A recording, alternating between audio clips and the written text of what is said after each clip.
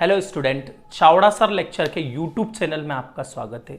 हम इस वीडियो के माध्यम से कक्षा 11वीं के गणित की बात करने वाले हैं। कक्षा 11वीं गणित अध्याय 1 से सिस्टमेटिक पर डे या एक दिन छोड़ के जैसा भी मेरा सिस्टम जम जाएगा आपको वीडियो लाइन से मिलेंगे। अध्याय 1 से हम शुरुआत करेंगे। अध्याय 1 का नाम है समुच्चय। अगर आपने चैनल को सब्सक्राइब नहीं किया है तो आप 11वीं के अगर स्टूडेंट हो तो चैनल को जरूर सब्सक्राइब कर लें। ये वीडियो आने वाले जितने भी वीडियो रहेंगे, इसके जितने भी पार्ट रहेंगे, वो सब आप लोगों को बहुत ज़्यादा काम में आने वाले हैं।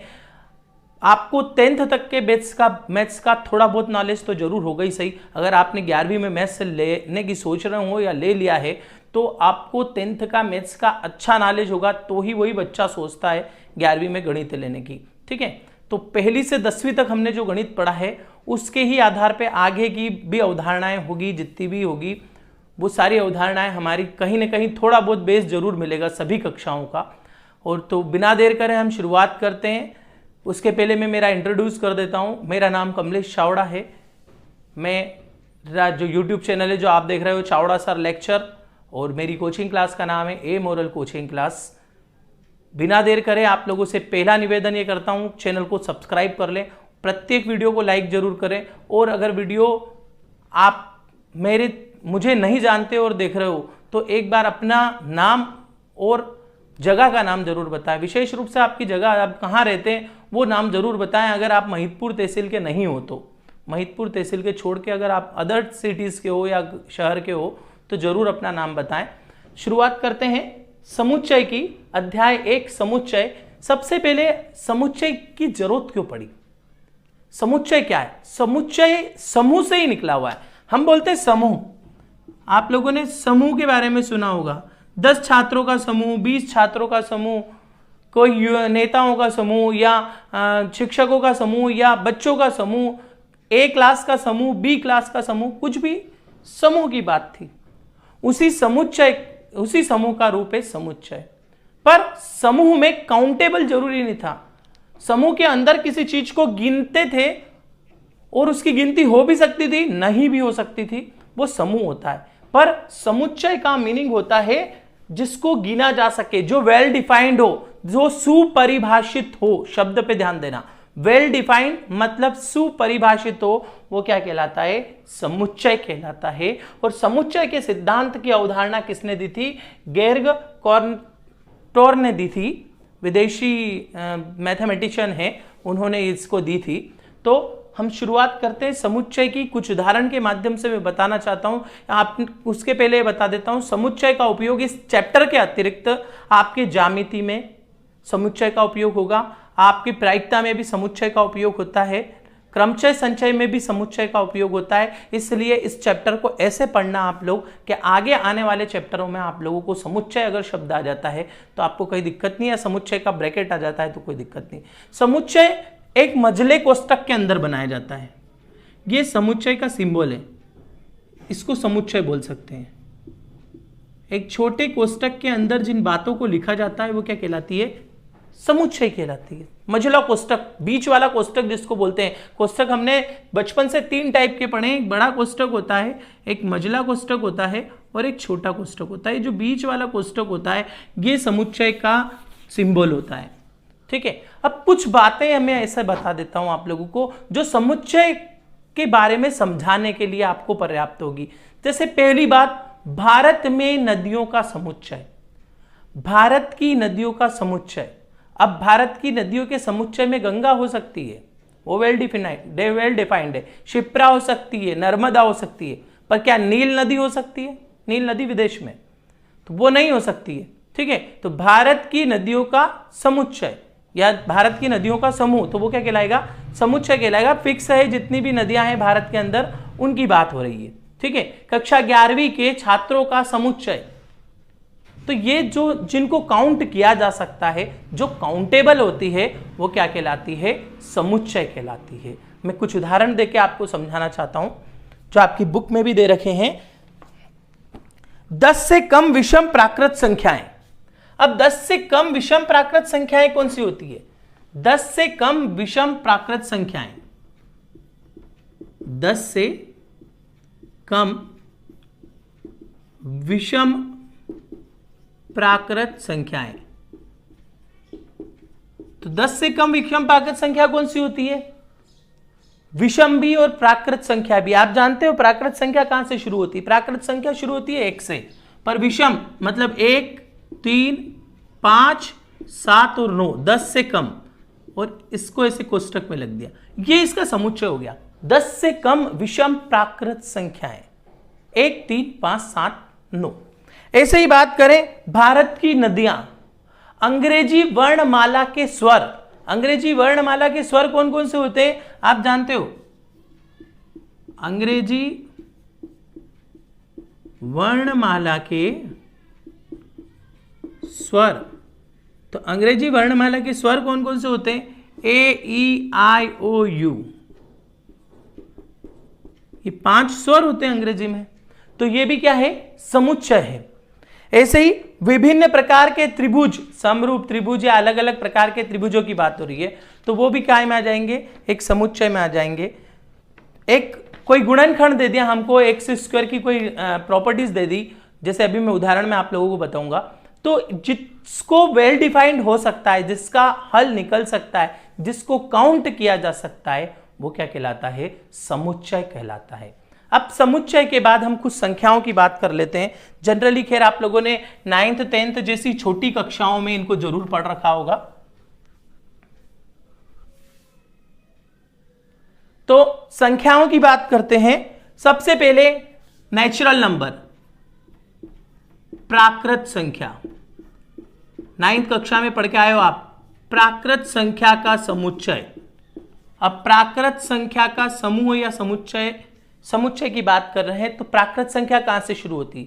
प्राकृत संख्या 1 से शुरू होती है, तो 1, 2, 3, 4, 5, 6 अप टू सो ऑन, जहां तक भी जाए, ठीक है, पर काउंट है क्योंकि प्राकृत संख्या 1 से छोटी नहीं होती है, इसलिए काउंटेबल है। ऐसे ही सेकेंड है Z, पूर्णांक संख्याओं का समुच्चय। जो भी पूर्णांक संख्या होगी वो इसके अंतर्गत आती है, पूर्णांक संख्याओं का समुच्चय। फिर Q, परिमेय संख्या का समुच्चय। परिमेय संख्या दैट मीन्स बटे वाली, परिमेय संख्या का समुच्चय। उसके बाद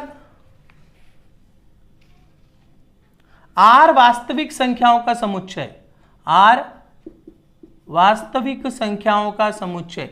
ऐसे में और भी बहुत सारे ले सकता हूं, विषम प्राकृत संख्या, सम प्राकृत संख्या, इस टाइप से हम अलग अलग टाइप से ले सकते हैं। तो बहुत सारी संख्याएं जिनके बारे में आप 1 से 10 तक आप लोगों ने पढ़ा है, जिसमें आप समझ सकते हो, जिनको आप जानते हो। तो हम इसका उदाहरण से शुरुआत करते हैं। उदाहरण नंबर 1 की शुरुआत देखिए। तो देखते हैं उदाहरण नंबर 1। उसके पहले मैं बता दूं आप लोगों को, 2 बातें होती है। एक होता है सारणीबद्ध रूप, सारणीबद्ध रूप जिसको बोलते हैं रोस्टर फॉर्म, रोस्टर फॉर्म। और एक होता है समुच्चय निर्माण रूप, समुच्चय निर्माण रूप। एक होता है सारणीबद्ध रूप और एक होता है समुच्चय निर्माण रूप। समुच्चय निर्माण रूप, सारणीबद्ध रूप में क्या होता है? सारणीबद्ध रूप में कोई हिंदी लाइन लिखी हुई आती है, लैंग्वेज में लाइन लिखी हुई आती है, हम उसको मैथमेटिक्स में कन्वर्ट करते हैं। और समुच्चय निर्माण रूप में कोई मैथमेटिक्स बात लिखी हुई होती है, उसको हम लैंग्वेज में कन्वर्ट करते हैं, हिंदी में कन्वर्ट करेंगे, क्योंकि हम हिंदी मीडियम का मैथ्स पढ़ रहे हैं इसलिए मैं हिंदी बोल सकता हूं, ठीक है। अदरवाइज लैंग्वेज में कन्वर्ट करते हैं उसको। तो सारणीबद्ध रूप में किसको? एक लैंग्वेज लाइन को हम उसको मैथमेटिक्स में कन्वर्ट करते हैं और इसमें मैथमेटिक्स को लैंग्वेज में कन्वर्ट करते हैं। तो उदाहरण नंबर 1 देखते हैं। चूंकि उदाहरण नंबर 1 में उसका रोस्टर रूप लिखना है, तो रोस्टर रूप लिखने के लिए पहले उसके मान निकालने पड़ेंगे। तो पहला सवाल देखिए,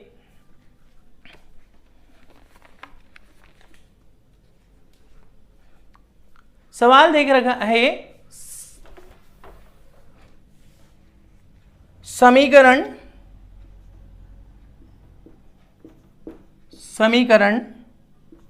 x की घात 2 धन x माइनस 2 बराबर 0 का रोस्टर का हल रोस्टर रूप में लिखिए। हमको रोस्टर रूप में इसका क्या करना है, हल लिखना है। अब रोस्टर रूप में हल लिखने के लिए सबसे पहले मैं बता दूं इसका हल निकालना आना चाहिए। अब इसका हल निकालना कैसे आएगा, आप लोगों ने 10th पढ़ी है और वर्ग समीकरण हल करना आप जानते हो, चाहे सूत्र विधि से हो चाहे गुणनखंड विधि से हो, ठीक है। तो question number first, x square plus x minus 2 equals to 0 या एक्स की घात 2 धन एक्स माइनस 2 बराबर 0। तो यहाँ हो जाएगा 1 प्लस 1, मैं गुणनखंड विधि से हल कर रहा हूँ, 1 प्लस 1, तो ये एक बार x का गुणा होगा तो x, फिर x का होगा तो x माइनस 2 बराबर 0। यहाँ से दोनों में से x कॉमन निकला तो यहाँ बचा x प्लस 1 और सॉरी 1 प्लस 1, 2 माइनस 1 लेना पड़ेगा, माइनस का है ना, तो ये 2 और ये हो जाएगा माइनस x। तो यहाँ हो जाएगा x square, x common, x plus 2 minus 1 common, x plus 2 equals to 0। तो आपकी इक्वेशन की दो वैल्यू होगी, एक होगी x प्लस 2 और एक होगा x माइनस 1 इक्वल्स टू 0। और x प्लस 2 बराबर 0 और x माइनस 1 बराबर 0, तो दो मान निकल जाएंगे, x बराबर 2 माइनस के और x बराबर प्लस का 1, दो मान हो गए हमारे माइनस 2 और 1। अब इसका जो रोस्टर हल है वो कैसे लिखेंगे, रोस्टर हल लिखने के लिए कोई ज़्यादा माथापच्ची करने के लिए नहीं है, यहाँ पे तो डायरेक्ट लिख सकते हैं हम, तो लिख देंगे रोस्टर रूप बराबर, और ऐसा मंझला कोष्टक बनाना और दोनों उत्तर लिख देना 1 और माइनस 2। ये आपका इसका हल हो जाएगा। कुछ भी नहीं ज़्यादा करना है इसमें, क्योंकि इसमें इक्वेशन दे रखी थी, तो उसका मान निकाल लेना और उसका रोस्टर रूप लिख देना। अगर डायरेक्ट रोस्टर रूप कोई हिंदी लाइन दी होती तो उसका भी डायरेक्ट रोस्टर रूप निकालने का तरीका होता है, नेक्स्ट एग्जाम्पल में मैं बताता हूं, जब तक आप इसका स्क्रीनशॉट ले लीजिए।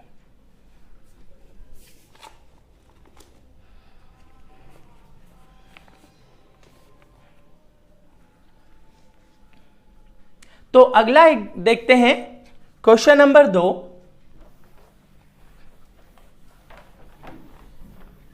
अगर आपने चैनल को सब्सक्राइब नहीं किया है तो चैनल को सब्सक्राइब जरूर करें, वीडियो को लाइक जरूर करें और अपने दोस्तों को शेयर जरूर करें। देखिए जितना शेयर करोगे, जितने ज़्यादा व्यू मिलेंगे मुझे, जितना ज़्यादा चैनल पे वीडियो को देखा जाएगा, हमें चैनल पे वीडियो डालने में उतना ज़्यादा उमंग होती है। अभी एक वीडियो डाला था मैंने कि 11वीं में कौन सा विषय लें, मेरा बहुत ज़्यादा वो वीडियो चला।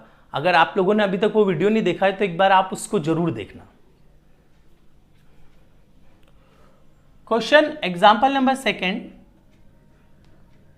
समुच्चय x अनुपात x एक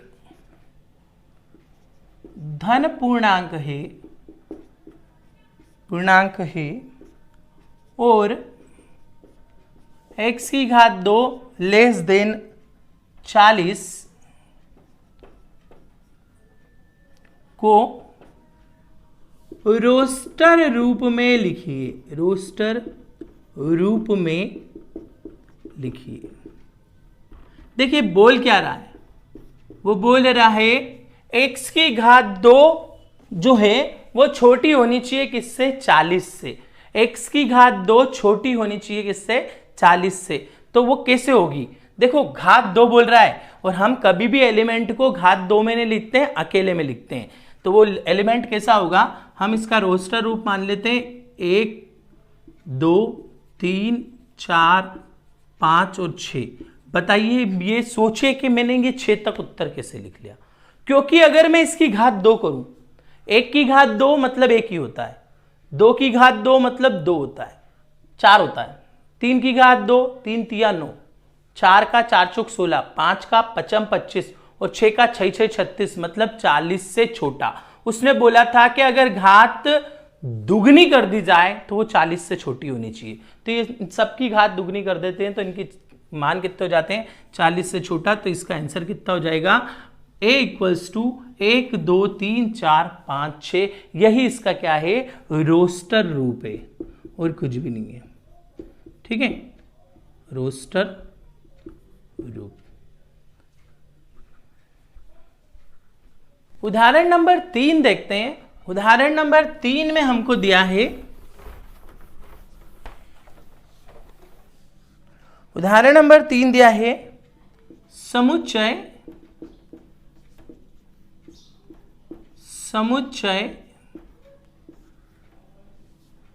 a बराबर 1 4 9 16 25 को समुच्चय निर्माण रूप में लिखिए। समुच्चय निर्माण रूप में लिखिए। तब देखिए समुच्चय निर्माण रूप, पहले समुच्चय निर्माण था, रोस्टर रूप लिखा था, अब रोस्टर रूप है, समुच्चय निर्माण रूप लिखते हैं। तो इसका समुच्चय निर्माण रूप 2-3 तरीकों से लिखा जा सकता है। तो इसका हल जो है वो ऐसा होगा कि उनने दे क्या रखा है 1 4 9 16 25 अप टू 100। तो 1 की घात 2 है, 2 की घात 2 है, 3 की घात 2 है, 4 की घात 2 है, 5 की घात 2 है और आगे तक भी घात 2 है। ये सब क्या है? ये सभी प्राकृत संख्या है। क्या है? नेचुरल नंबर है, प्राकृत संख्या है। तो हम इसके लिए कैसे लिख सकते हैं उत्तर? इसका रोस्टर, उसका जो समुच्चय निर्माण रूप होगा वो होगा x अनुपात x। याद रखना x अनुपात x कंपलसरी लिखना ही है आपको। जितने भी सारणीबद्ध रूप समुच्चय निर्माण रूप लिखना है उनमें x अनुपात x लिखना ही लिखना है। तो x अनुपात x क्या लिखेंगे? x अनुपात x प्राकृत संख्या के वर्ग का समुच्चय। किससे है? प्राकृत संख्या के वर्ग का समुच्चय। प्राकृत संख्याएं हैं ये सारी और इनके वर्ग हो रहे हैं, इसलिए प्राकृत संख्या के वर्ग का समुच्चय। एक मान और हो सकता है इसका, वो भी बता देता हूं। सेकंड मान हो सकता है इसका, ऐसे भी लिख सकते हैं कि a बराबर x अनुपात x, जहां n का स्क्वायर और जहां n कहां बिलोंग कर रहा है? n बिलोंग कर रहा है कैपिटल N में। कैपिटल N लिख दिया मतलब वही प्राकृत संख्या। n कहां बिलोंग कर रहा है? प्राकृत संख्या में बिलोंग कर रहा है। तो अपन ऐसा भी लिख सकते हैं कि x अनुपात x n की घात 2, जहां n काय में बिलोंग करता है? कैपिटल N के अंदर बिलोंग करता है। ये आपको समझाने के लिए लिखा है मैंने, ये आपको रफ में लिख सकते हो, फेयर में लिखने की जरूरत नहीं है। ठीक है, उदाहरण नंबर 4 देखते हैं। उदाहरण नंबर 4 क्या है? समुच्चय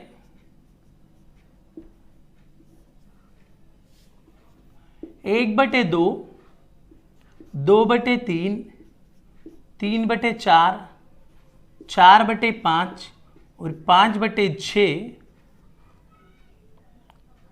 6/7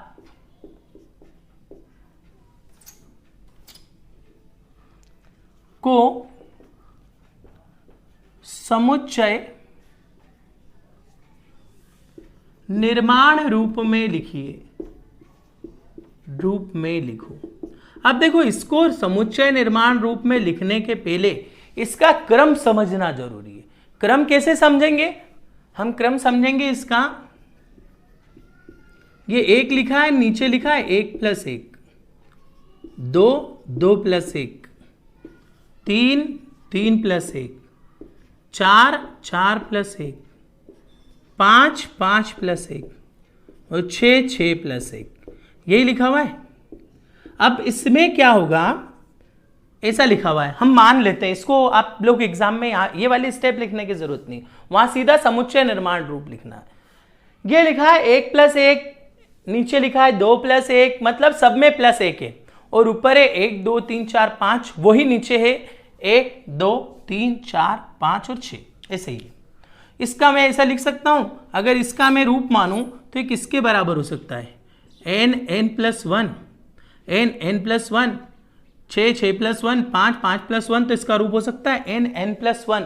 तो इसका जो उत्तर होगा वो कैसे लिखाएगा देखना, इसका उत्तर लिखाएगा a बराबर x/x बराबर n+1 कॉमा n एक प्राकृत संख्या है,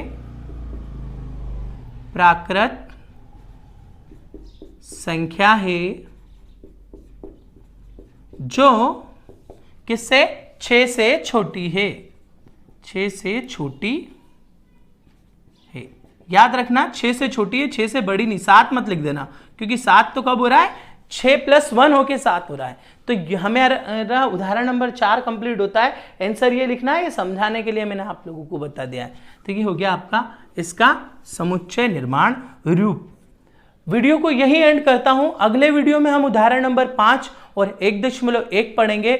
तब तक के लिए धन्यवाद। अगर चैनल को सब्सक्राइब नहीं किया है तो चैनल को सब्सक्राइब जरूर कर लें और बेल आइकॉन को क्लिक कर दें जिससे आने वाले वीडियो की नोटिफिकेशन आप लोगों को मिल जाए। अगर आपके कोई भी भाई बहन 9th 10th 11th और 12th में पढ़ते हैं तो मेरे YouTube चैनल पे आपको सभी विषय के मैथ्स के वीडियो मिलेंगे।